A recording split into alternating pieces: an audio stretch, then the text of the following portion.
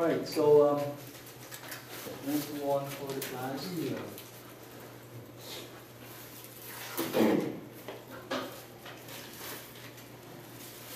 Last time we stopped at the number 9, right? Number 9, number 10. This is similar to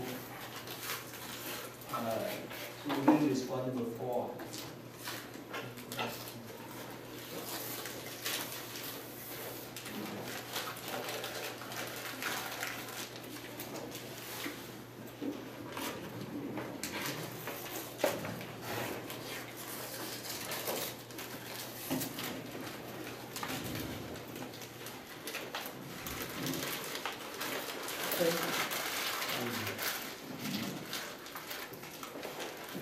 So have you done your written response for this one? I'm with you. Okay, that's good. That's good to you. Yeah, you can open text go with it. Alright, so let's move on to this one, written response, number 4. And so, okay.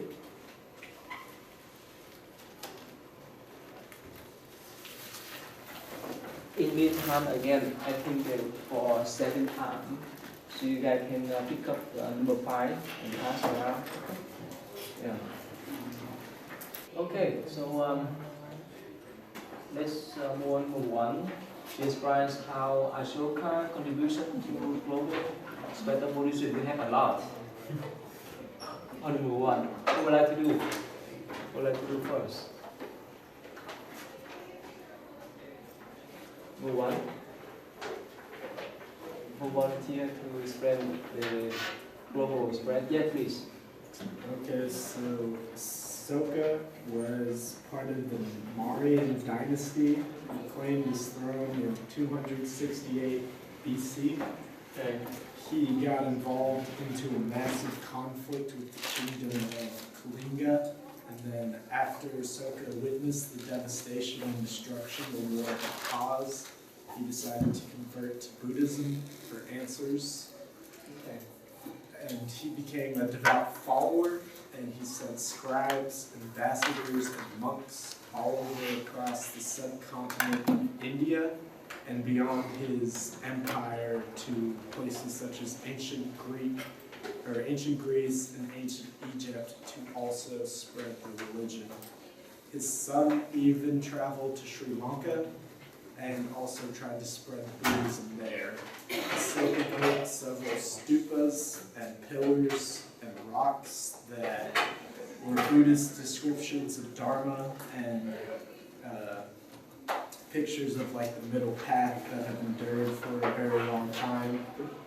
He made laws about religious freedoms and preached a good deal about religious tolerance.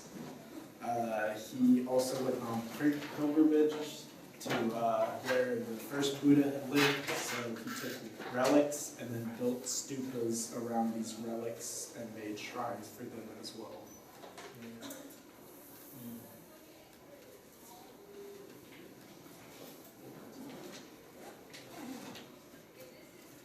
So what's the significant contribution that he had for the global spread of Buddhism?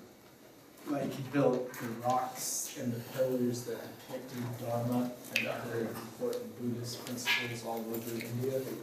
What else?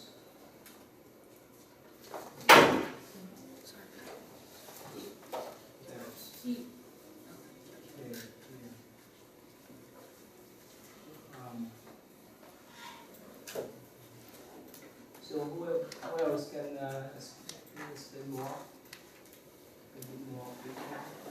Number 1, this is many students inside. Anyone?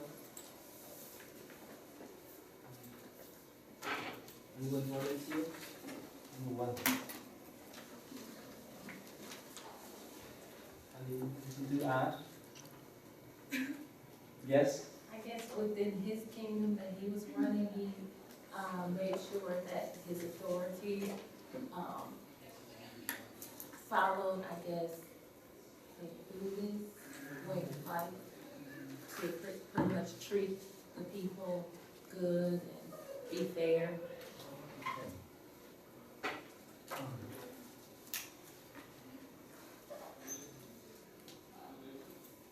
Okay, now here you see the this is how he sent Buddhist missionary. Probably he was the first one to send the religious missionary to different countries ever. This 3rd century BC to the east, to Tibet, China, Burma, Sri Lanka, and to the west too.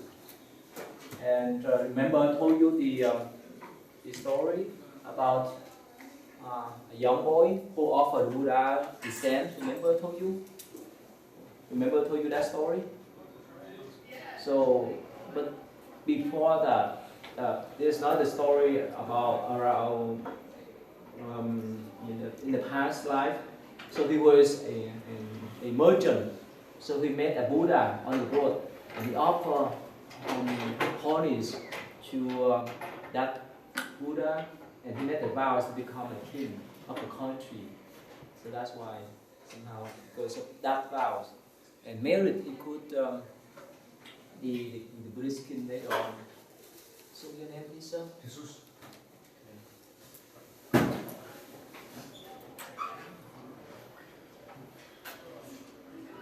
This one, right? Yeah, Sanchez.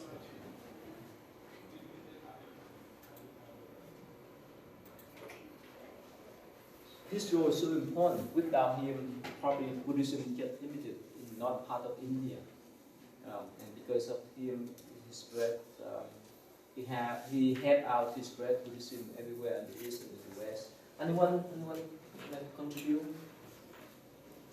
You want to say something? Yeah. I was just going to say that he spread. We have some chair here. Yes, please. I was just going to say that he sent out the mercenaries to spread it locally. So, right, that's fine. Now here, one thing I want to share with you is this is a temple. This is a Chinese temple that I went in 1993, 1994.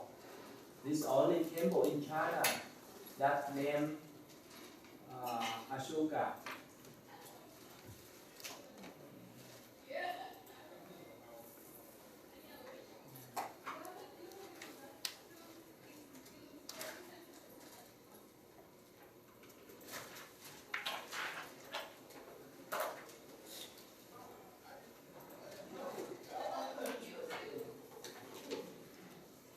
We will talk about that later on.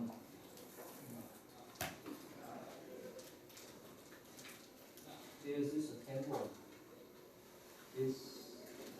This only temple in China is named after him. And it was there. This is the temple. This is in south. This is north of Guangdong, in Anhui province. It's nearby Shanghai. You know Shanghai? Do you know Shanghai? Who been in China before? You were born there, right? Oh, no. You were not born there? No. Oh, you visit China already? Yeah. Which part? Beijing is like the China. Yeah. So this temple is only Buddhist temple in China. That's named after him because according to traditions, he sent 19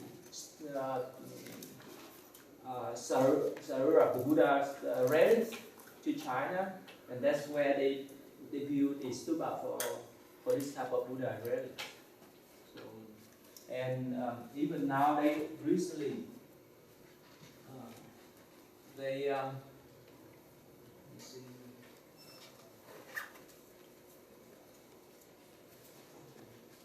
They find out that they will celebrate the temple that where they had the Buddha Sarura that was bought during the times of Ashoka. This is on the news.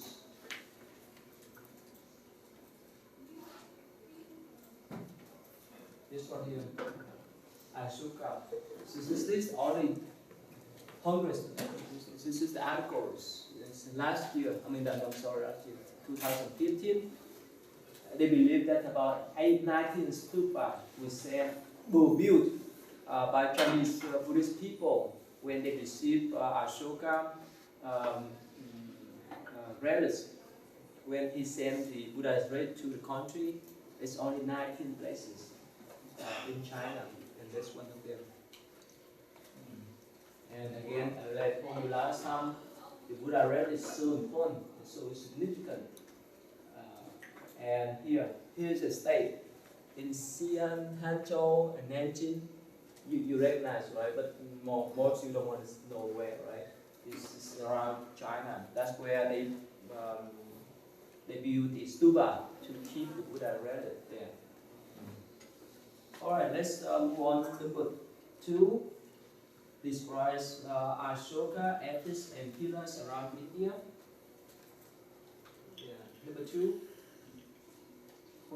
Who would like? Yes, sir. Yeah. So basically, I think there's a total of 33 pillars around India. Yeah.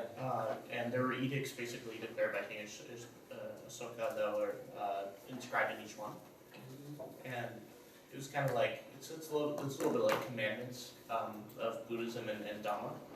And they taught about different laws concerning animal rights, helping people in need, worship,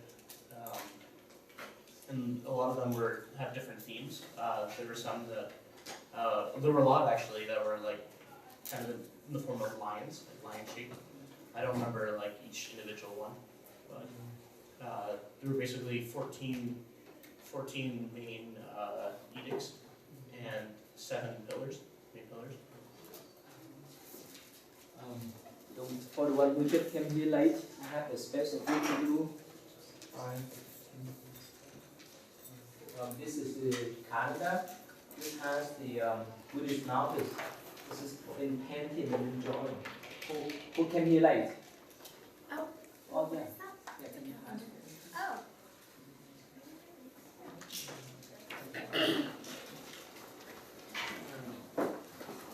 Have some more. Thank you. And your name, lady? 31. 31.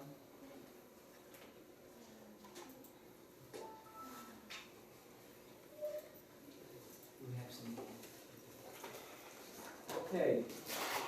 So what are the significance of these pillars that you found? What are the significance of them? They basically had all the teachings, a lot of the main teachings. And that's correct, but the physical significance I don't remember. Anyone who does number 2? Who does number 2? Anyone add more? Have the names here. Jeff? Yes? So the pillars that have animals on them, almost always they'll be on top of like a flower.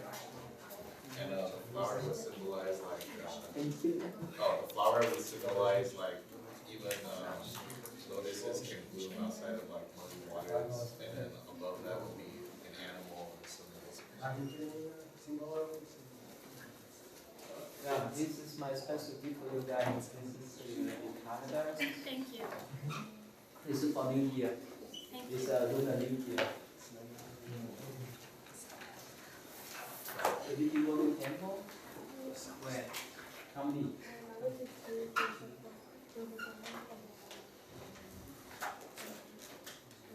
Where?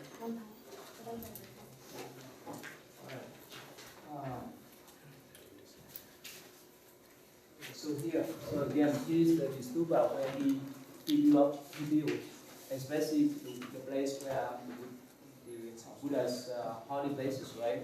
The place where he was born, the place where he attained enlightenment, the place where he first taught, the place where he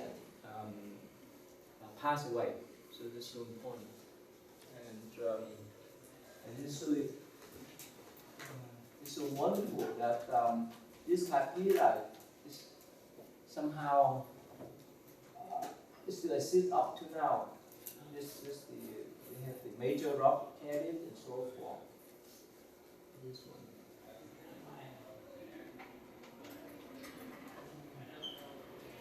Anything more you'd like to add about the edit and healers? And number 2? No? And let me give you some explanation about the Ashoka healer. Like you just say, right? Mention about, can you repeat it again about his inspiration? So he spent a lot of his life with the Buddha, learning teachings of Dhamma, and basically his inspiration for others were to describe edicts in them that had to do with laws concerning treatment of animals, assessment, or giving to the poor, helping out the poor, and other laws of Dhamma. And especially religious tolerance, right? It's so important. Even now, we need that, right? It's more than 2,500 years ago. He advocates that idea, religious tolerance. Right? It's so important up to now too. If we don't have that tolerance, it's just very chaos in society, in our communities. So recently we have some problems with President Trump, right? He ordered, he banned the traveling from the 7 countries. Anyone of your family member was affected by his order here? No? Okay, but still, we need to learn more about the religious tolerance. Okay. And one of you have the book already, right? Anyone of you one of you have not ordered the book yet? Have the book? And one of you have the book, right? Okay. All right, just let's move on then.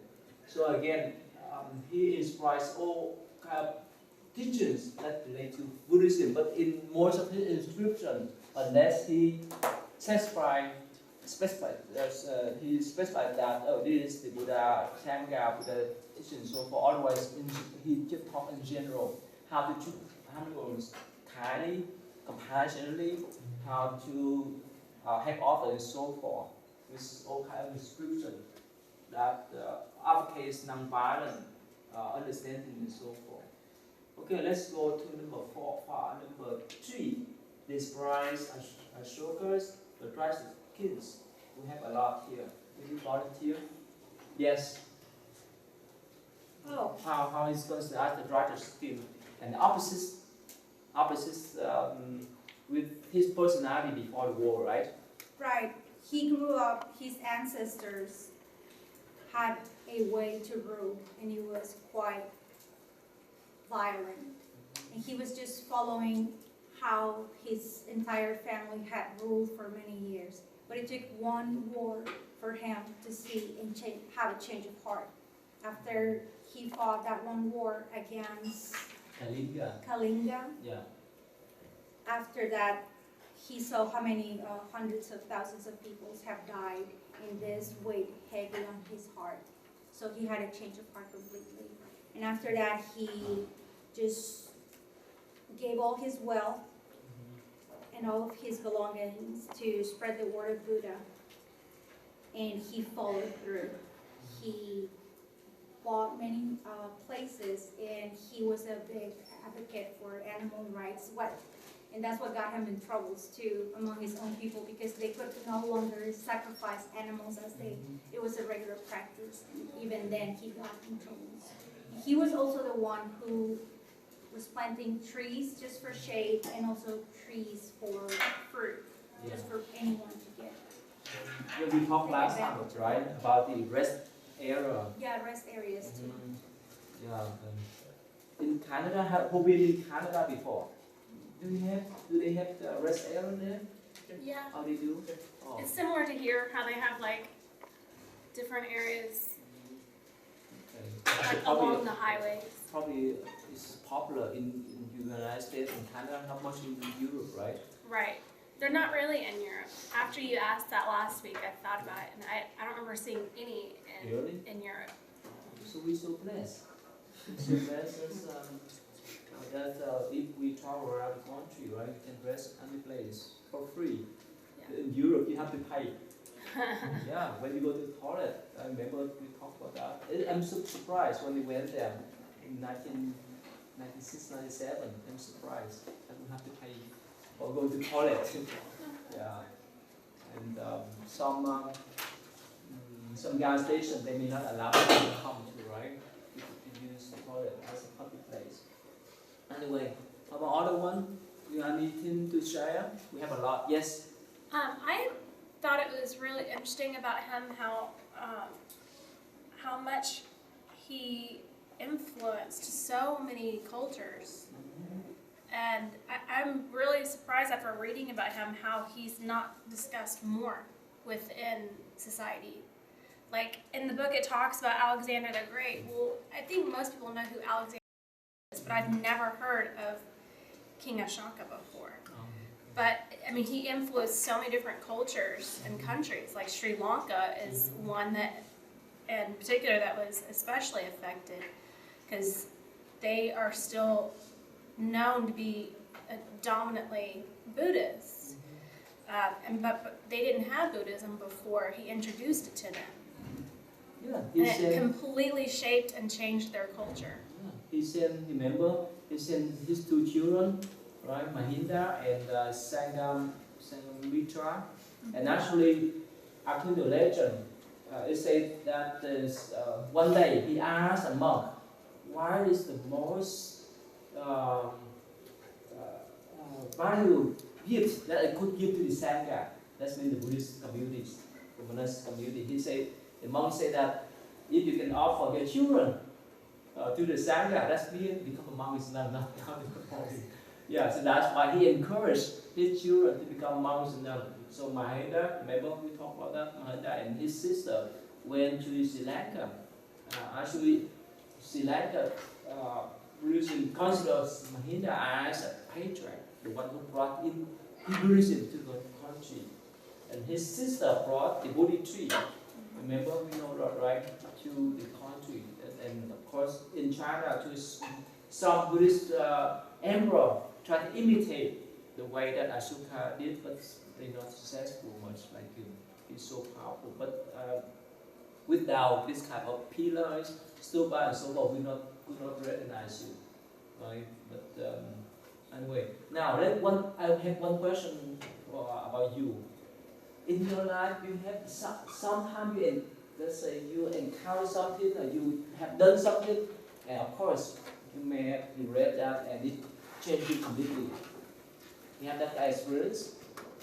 You understand what I'm talking about? Say that one more time. Let's say if you have done something probably instantly, right, and somehow you recognize us, you read that, and it changed you completely in the opposite way, in the positive way. You have that experience? You like to share if you want?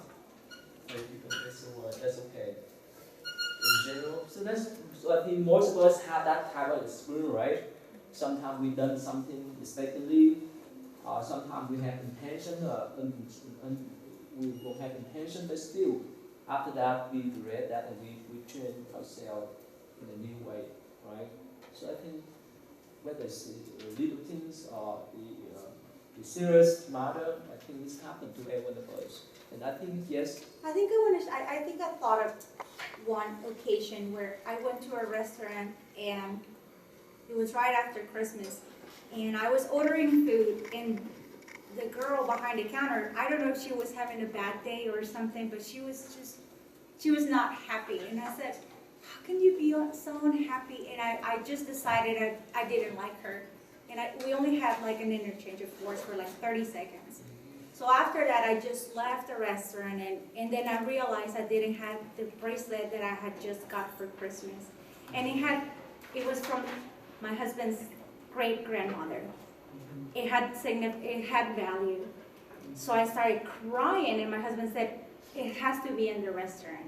So he went in, and she comes out, and she's like, I picked it up, and I knew you would come back for it.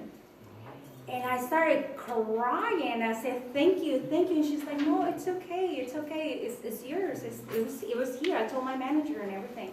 And after that, I decided I would never judge anyone for their attitude anymore. You don't know what they're going through. Maybe they are having a bad thing. Yeah.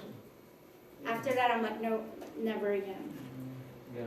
So that's more appropriate attitude. You need to deal with other people. Don't judge people based on their nationality, their levels of education and so forth. And because the mind, right, changes moment by moment. Even us too, right? If we are in the right position, in the right times, right place, we will act in the right way. But if somehow we end up in the wrong place, wrong times, and of course we may have wrong attitude toward other people. Right? And so I know this happened, and especially I think for him this big impact. For 100,000 people died. So really big impact. That's why it changed him completely. 180 degree. So that's the sort of one. For everyone first to. Alright, anyone like to share one more time about Princess Francis King? We have a lot. Emily? We have Emily here? No. Simon? Anyone? We have number 3 here. You want to add? You quiet today. Sarah, who's Sarah? Yes, you like to. Oh, you did right. Okay. About Joseph, you like to share something about? They really said. Huh? They really said everything has been said right now. Okay. You like to add Francis? Who is Francis? Oh, you have. Okay. All right. Thank you. About let's say let's move on. I think before let me move on this one. Tiffany, number 4. Who is Tiffany? I think I answered it wrong because everyone else said what I was going to say. I don't think I answered it right. Oh, you did? I mean, I did it, but I don't think it's right. Oh, that's okay. So, About I construction. described the pillars and how at the top there's the capital, and it has the lotus flower and the animal or the lion or the bull sits on it, Okay. and then the stone pillar itself, and it has inscribed stories of Buddha and different images and stuff. Okay. It's basically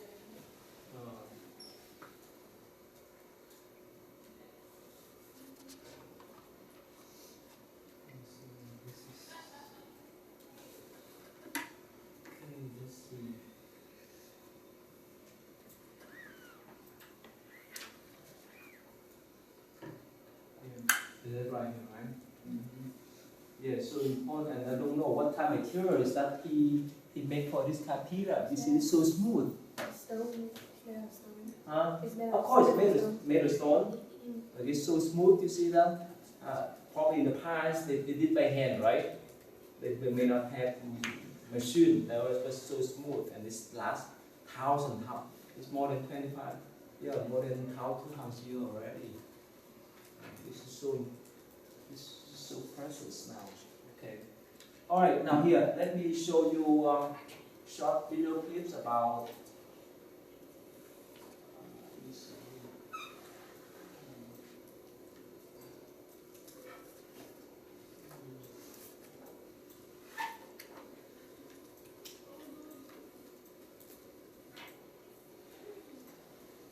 I hope that you can hear the voice.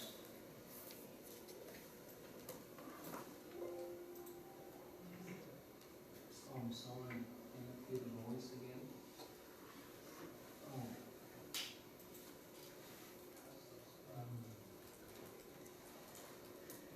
So, Greece, Macedonia, North Africa, Syria, Babylon. Can you hear? All part of his project for the brotherhood of man and world peace.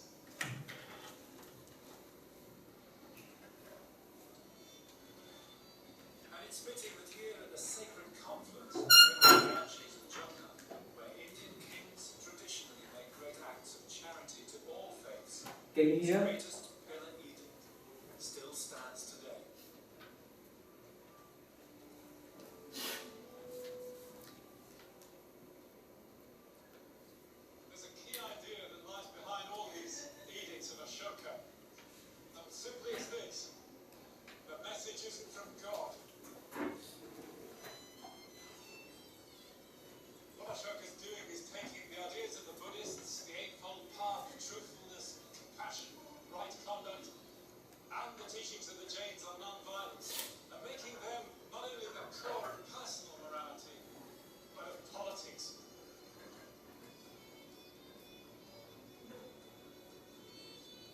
the social welfare legislation, the teachings on religious toleration, and even the ecological measures on the conservation of species and plants, the rhino to the Ganges porpoise, the conservation of forests, preservation from needless destruction, is moving the sphere of politics away from the sanctions of religion and magic to the rule of reason and morality.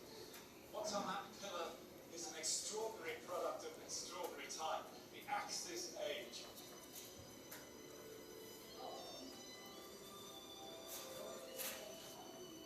And when the time came to free India from British rule, what better symbol for the national flag than Ashoka's Wheel of Law?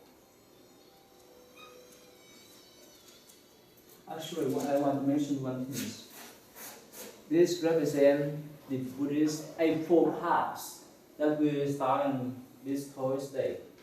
And this symbol was advocated by a what they call untouchable class man. His name is Ambedkar. That's later on he led how millions of people become Buddhist in India. And he brought he's one of the people who wrote Indian Constitution right after India got the independence from British. So that's this one become a symbol of the Indian flags. It's so important. All right, so and you see that is so important. Even during his time, he advocates non-violent, compassion, religious tolerance, so forth. And that's why it's instilled within the mind of Buddhist people, wherever it spread to the other countries, like China, Burma, Sri Lanka, and so forth. This always merged with the local traditions.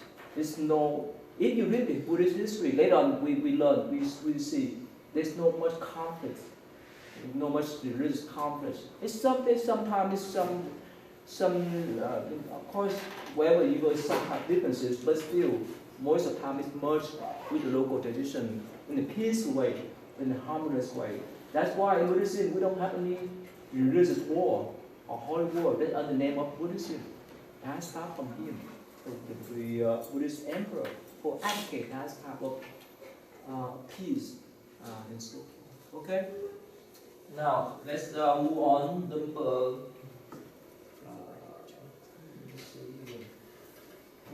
5. You have 1. Can you describe number 5? You are the one. I thought I wrote my name down for number 7. So Oh, 7. Or can you try something about pre-sectarian Buddhism? Can you try? Or you read something about this? No, I did number 7 instead. Oh, you did? Yeah. Who did number 5? No. All right, now the same. Pre-sectarian Buddhism in India does mean the Sangha, the Buddhist Sangha, Buddhist community during the Buddha times. Only when the Buddha passed away 1 year, remember the second Buddhist council, that Buddhist community, Buddhist Sangha began to split out. But before that, this is the unity, especially during the Buddha times. And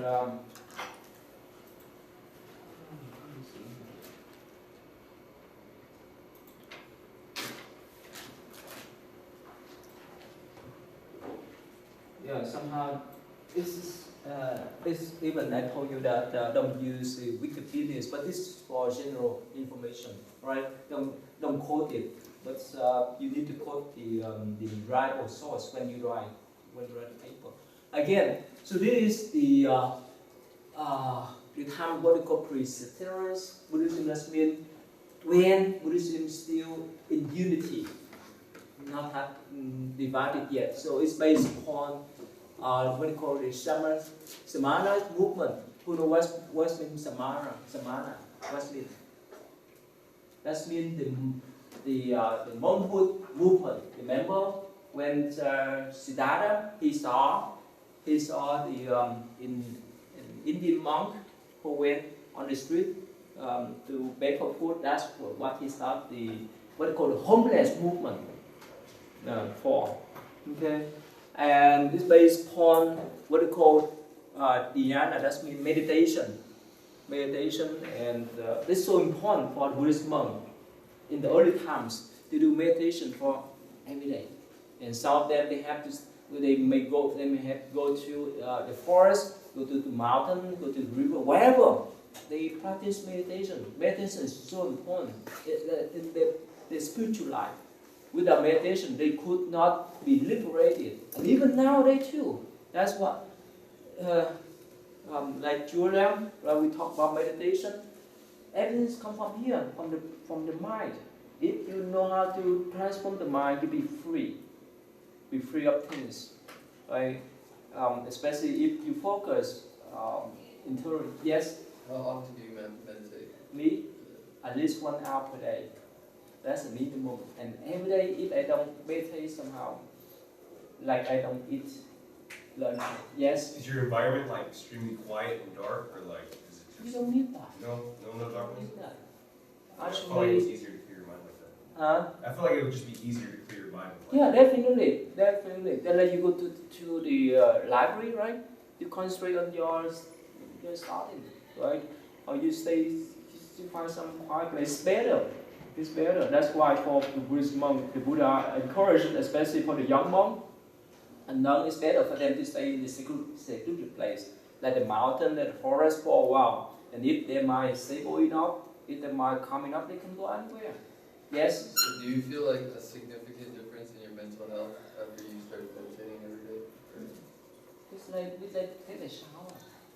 Clean up your mind, it's like clean up your body. That's why, during our what we call Buddha birthday celebration, we pour the water on the baby Buddha, which I used to tell people that this is a symbolic way to purify, to remind ourselves that we need to purify our mind.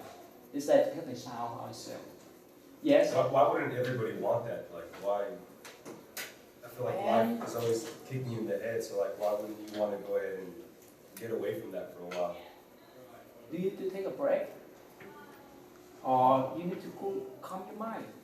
Or it's common sense, right? This is in life. It's all kinds of things that you have to deal with. And now you're a student and who work full time here. Is this headache for you? Is this a big burden for you, right?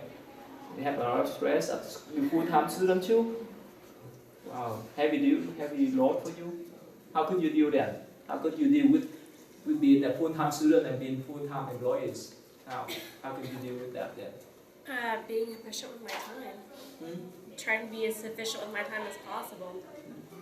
Yeah, if you're not mindful, if you couldn't control your mind, right? Especially in school, especially at work, when you deal with whoever, your customer, employees, and so forth, you may bring you a disaster. So that's why the state of mind is so important. That's why even me too, wherever I go, especially when I'm ready to go to teach or go to do the presentation or public talk and so forth, I have to calm my mind. It's not easy, but this is the way. These are tools for us to control our mentality. That's the tools for us to be mindful of what things we do. That's why the Buddhist monks, that's a core practice.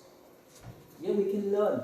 Like in our class or mindfulness class, we learn the multi-application of mindfulness practice. But without meditation, without practice, you would not feel that. You would not recognize us. It's so important nowadays. That's why I told you, more than 30 million people nowadays, even that Christian, basically most of them are non-Buddhist in this country. They practice meditation. It's so useful in any aspect of life. And yesterday at my temple, this one lady, she came to visit the temple during the New Year, actually the day before on Sunday. She came with her mother. She is high school teacher, and she told me that 180 students per day. The high school student, I told her that without meditation, this is a headache for you. You have to calm your mind when you deal with these young children, these children, the teenager, they have so much energy, and that's why her mom encouraged her to take PhD degree, to finish up PhD degree so that she could be able to teach at college level much better, much better to deal with. Otherwise, yeah, it's still headache. Anyway, it's so important. It's so important, and of course, it has the tools for us to calm the mind. But in Buddhist view, it has the tools to attain enlightenment. It has the tool when the Buddha achieved enlightenment by himself. That's why he provides that type of tools for us to follow. Yeah, and this is many level of meditation, meditative state of mind that you could recognize as if you practice well. Alright, so later on we'll talk about that. But next semester I will offer a class Buddhist meditation. I talk much in depth about Buddhist traditions. It's many varieties of Buddhist meditation that people use for thousands of years. And so these are the basic practice. And of course next week, this Thursday, where's the paper? Who's the paper? Oh, can you pass it? Who have not signed the number? So please do so. And please remember your number. Please. Okay? Yeah, please. So this Thursday is so important. Please don't miss this Thursday. We talk about Vulnerable Truth, Eightfold Path. It's the basic one, the basic principle. And according to my experience with the previous classes, some of students, they miss this one, and later we learn other principles, like the wisdom and so forth. And they ask me many questions that relate to this basic principle, the Vulnerable Truth, Eightfold Path, two clean conditions, and so forth. So please try not to miss this Thursday. Is so important. Okay? So please remember your question. Okay? All right. So let's move on then. And that's what the Presbyterian Buddhism, and of course, this Vulnerable Truth, Eightfold Path, we'll talk about that. And Satipatthana, that's been the four mindfulness practice, and the 37 and so forth. We talk more. Okay, now who does number 6? We have some. There's number 6. Tiffany, you did? Yeah. Hosted you right? You did this? Yeah. Or can you explain was this price early Buddhist school? We can talk briefly, but later we talk more about. Yes. What would you find about early Buddhism? Early Buddhist school. The Buddhist schools were like split into 2. Yeah. And then like later it was split into like 18 to 20 schools. Okay. What's special about that? Well, I can help them. Yeah, go ahead. Well, like the schools, the reason, well, it said here, they were split during the second Buddhist Council. Okay. And there's 2 schools. The main one is, I'm a butcher the name, so it's like Vira, and the other one is start with an F. Is it hard to say? Maha, something Hika, I don't know. Okay. So, the one with the S, the Stavira people, they wanted to add more. They want to add more rules to the Vinaya. So it's called like disciplines. The real meaning is discipline. So they want to add something like some part of it into the to the rules. Okay, we have Mahasangika. Yeah, that's one. That's what now later on we call Mahayana. Okay, another one is Tivira, and later on this become what they call Theravada here. That's just 2 main things, 2 main schools. So the Maha people, they didn't want to add anything. They just like, I just want to keep it pure. No, that's the opposite. Theravada. No, what? Yeah, go ahead. Something like that. Wait. Okay. Well, that's what I got. Like this, the Maha. That's what I got it from the source I got it from. Okay. Is the Maha wanted to keep it. They didn't want to change anything. Okay. So causes the other group, yeah, to to split up because they wanted to add it, but they got really salty about it. So they just so they left. And another thing is that one was speaking in Sanskrit and the other one was Which one? Which one follows the Sanskrit tradition? What one follow Pali? Which one? To Vera, they Yeah. didn't want to follow the Which one? they didn't want to follow the Sanskrit, and the Prankit was the one that was the Maha. This one, the Theravada is Pali. So please remember, Theravada follow with the Pali tradition, and Mahayana follow the Sanskrit tradition. So please remember that. Okay? And it's more. Sorry, there's a lot of spread word events. You need to. It's hard to pronounce. Yeah. Anything more?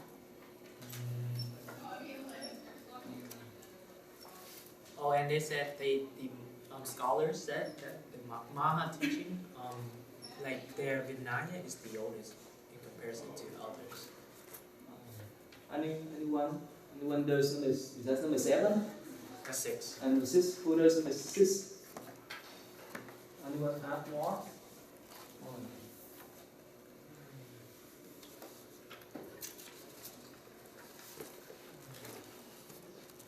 Stephanie, you want to add more? You number 6, right? You want to add more? What's about? They were saying that,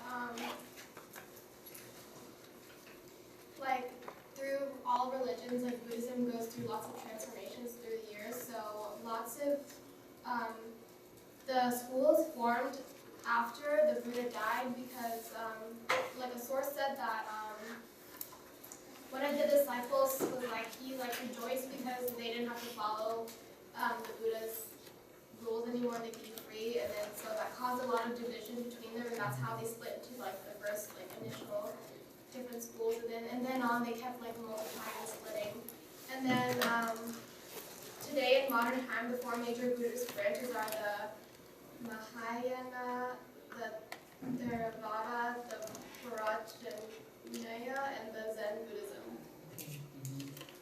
Yeah, later on here, I want to emphasize one thing is that again, Theravada, please remember this time, Theravada is follow the Pali traditions.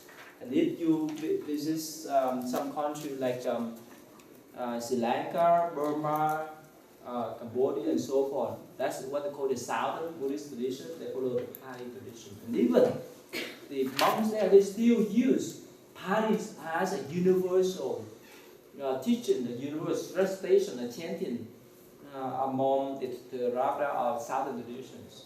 But Mahayana over here, they follow Sanskrit traditions.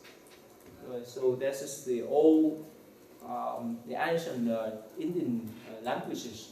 That's why after, remember, after the 3rd Buddhist century, that Ashoka campaign, and he sent his missionary to a different country, and his son Mahinda brought that teaching to Sri Lanka and inscribed the Buddha teaching in Pali first.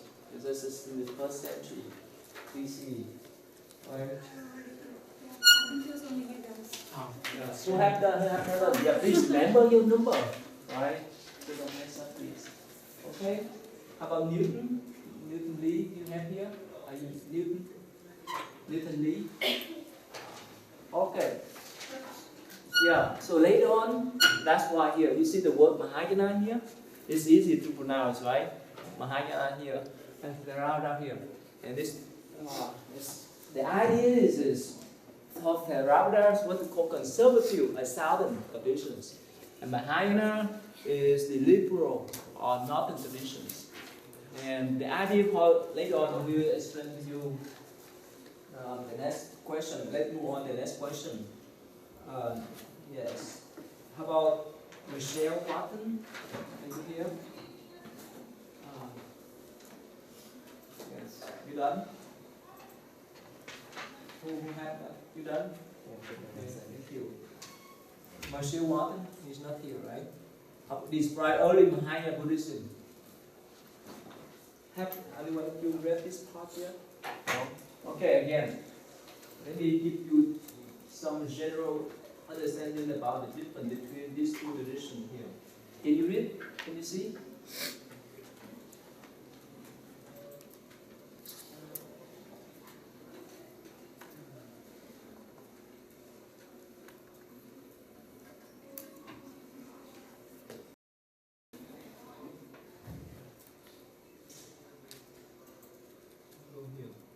Can you guys read this?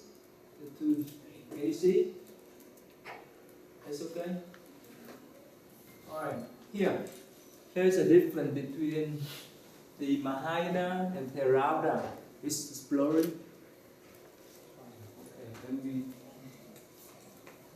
this one here. Oh, this one better. It's better? Okay, here. Here. Before they call Hinayana or the Theravada, now they don't use us. This is represent the what called the lesser vehicle, and higher the larger vehicle. Some smaller, they dominated by the Theravada school of thought, and the goal later on you learn more about this different. The goal of Theravada traditions or Southern tradition is to become arhat, to get out of the birth cycle.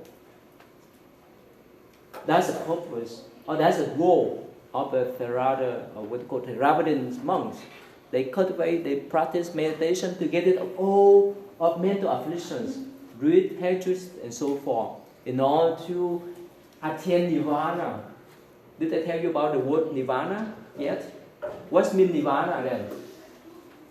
What means nirvana? Remember? Awakening. No, Buddha is awakening. Oh, okay. Nirvana, what means? Remember? Have we talked about that yet? No, nirvana that means the extinction of mental afflictions. That means you would not have any more anger, you would not have any more depression, you would not have any more anxiety. That's called nirvana, that's state of mind. That's why remember I told you what happened if you met someone that may have that kind of achievement. What do you feel that about that person? That's holy people, right? If whichever people say to them, they would be peaceful, they would remain calm. It's like in the case of Shariputra. One day, somehow he was accused by his fellow monks.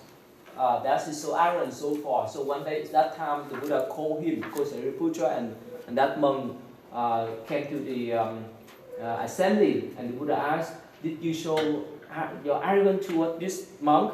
And Shariputra said, "Well, my mind is like the earth. Whoever steps on the earth or on the ground, I don't mind. Whether they praise me or whether they accuse me, my mind is still at peace, like the earth, like the ground." Yes? So can there be like people that's reached nirvana like still living on earth right now? Plenty of people.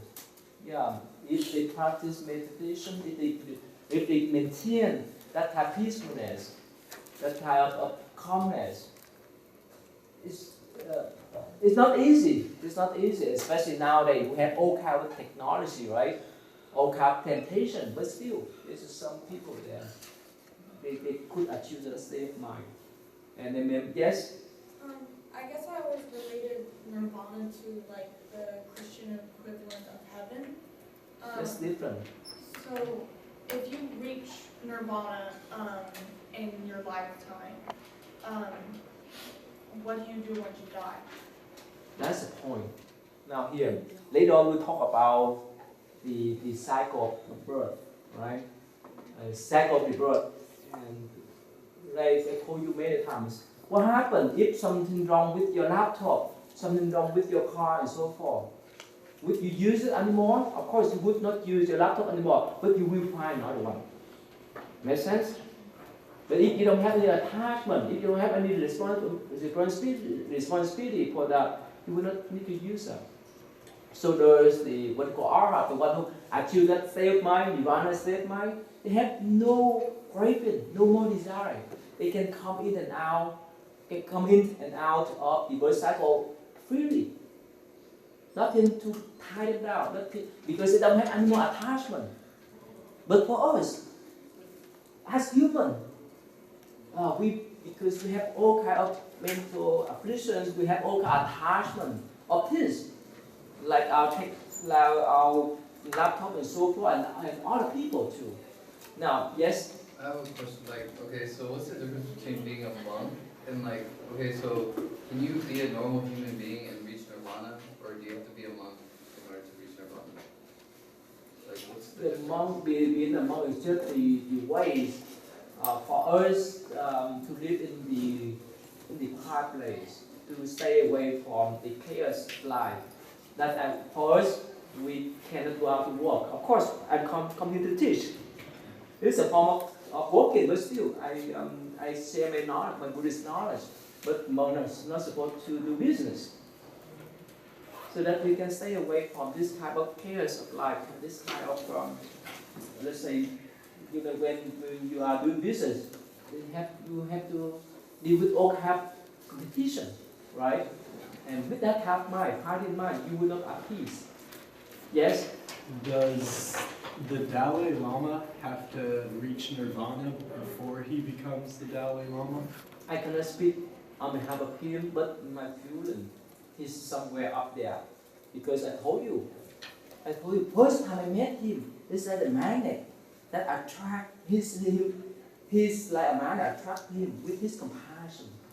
In my lifetime, this is the first person that I have that kind of feeling.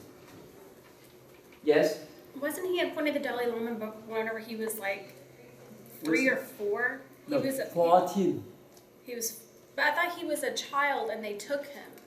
Yes, but according to the tradition, this is his 14th reincarnation. He's the 14th reincarnation. Yes. But the Dalai Lama that is today, yes, they took him as a child to be the Dalai Lama whenever he was like 4 or 5, correct? They took him, but they tested him. Well, they tested him, and after he passed all of the tests, he went to go live as the Dalai Lama. Yeah. Because so he doesn't have to reach nirvana as a child to then be appointed as the Dalai Lama. Yes, that's the difference. That's why I have not mentioned yet. The goal for the Theravada tradition is to reach nirvana, to get out of the birth cycle, to finish all kind of your attachment, to be free. But in Maha tradition is different. Even you reach to that state of mind, you need to come and help people. Make sense? It's like who been in prison before. Sorry, to visit some of your friends or whoever before. Have you ever visited prison before? Oh. You did? You're not there, right? No. See, if we don't commit any crimes, we come in and out freely. So those the Theravada monks who attain a nirvana, they come and go freely from the birth cycle. But in Maha tradition is yes, when we free, we come in and go to help people. Not to come and go freely for ourselves, but to help other people. Like we go to the prison to visit or to help our friends or whoever inside there. But since we don't commit any crimes, we will not be there. But if we have done something, we will be there to pay our debt. So that's the idea. That's the idea. What called later on we learn about Bodhisattva. I mentioned to you briefly, right? Bodhisattva is the one probably still on the path of cultivation. Still have some kind of attachment still. It's like you go to school and you are tutor, math, English, social science, so forth. You tutor all the students. When you go to school, while you are a student, you help others. That's what they call the Bodhisattva. That's what this Mahayana tradition is for. Is it clear? Okay. So that's why we start with the what we call early Mahayana tradition. Of course, the word is start from the Buddha idea that when you attain that kind of state mind, that means when you're done with all kind of your attachment, you're free. But don't sit with that, don't satisfy with that status or position. Spiritually, just go out and help others. Right? Okay, so that's that idea, and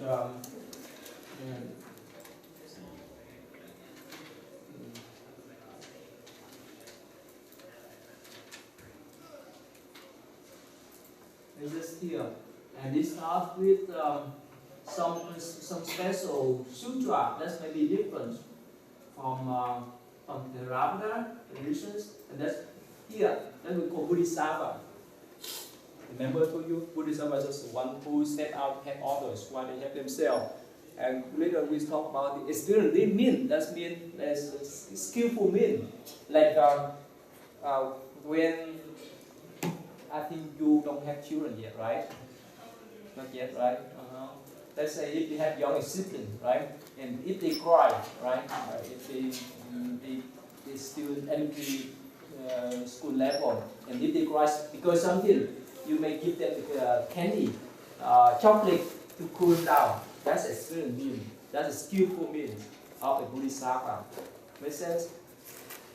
And later on we talk about liberation and Buddha nature too. In Buddhism, especially in Mahayana traditions, it's emphasized on achieve to the Buddhahood, to become a Buddha, to activate your Buddha nature. Everyone has Buddha nature. That's the Mahayana tradition is mentioned about. Okay. How about let's move on number 8. Buddhism number 8. Later on we talk more about Theravada, Mahayana, and Vajrayana. Right, number 8 here, Julia. Do you want to say something about this one? Well, I was trying to figure out which was which. Oh, really? So I haven't done it yet, but. Not yet. Okay. Try, please. Can you say something? Yeah, go ahead. Well, kind of like how you said it's more of like a equivalent, and they believe like how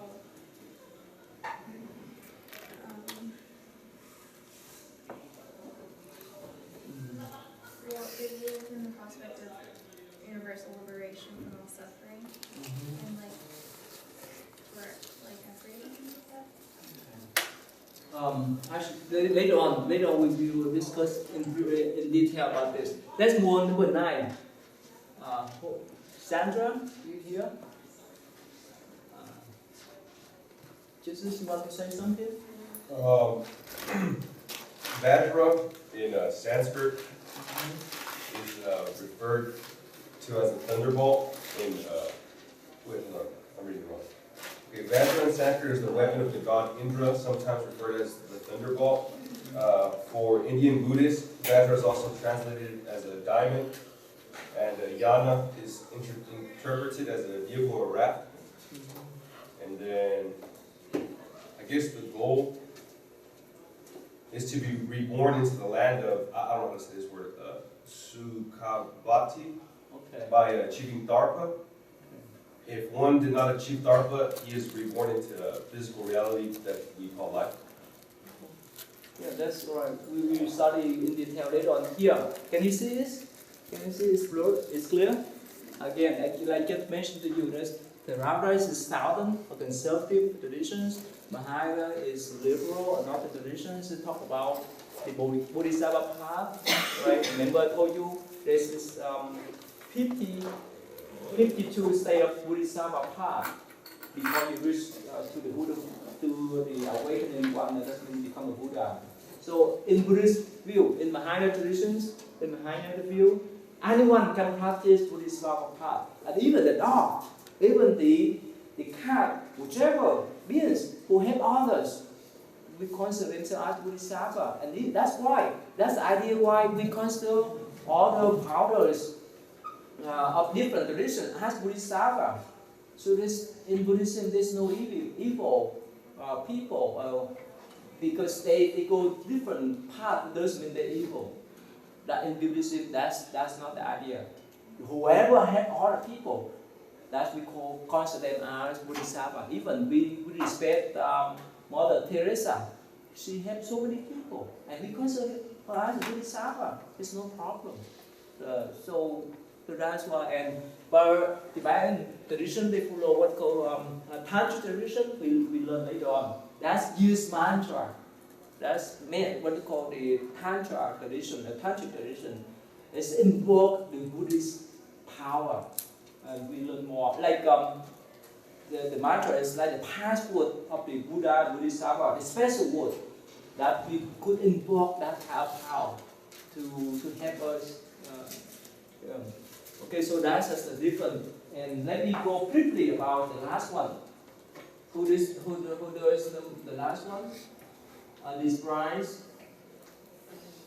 Steve, you want to say something about the reason why the course reason of the Buddhist inclination in India? Sure. Like one of the reasons it's Buddhism started to decline in India is because there are lots of invasions in India from like the White Han, Turks and Mongols. Yeah. And like since it's like wartime, most of the monasteries rely on like public donations and stuff like that. Mm-hmm. So during wartime, like the Pope can't donate to the monasteries anymore.